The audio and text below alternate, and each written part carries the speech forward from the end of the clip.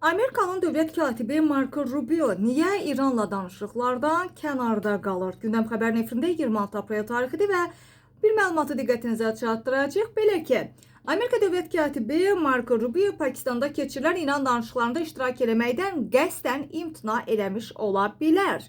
Bu ehtimalla Financial Times qəzeti çıxış edib. Belə ki, qəzet Rubio'nun Amerika nümayəndə heyətinin İslamabadda hər iki səfərdə iştirak etmədiyini xüsusi olaraq vurğulayıb və qəzetin Harvard Universitetinin professoru Steven Walt'a istinadən verdiyi məlumata görə dövlət katibi sadəcə adının İranla münaqişədəki məğlubiyyətlə əlaqələndirilməsini birbaşa istəməyib.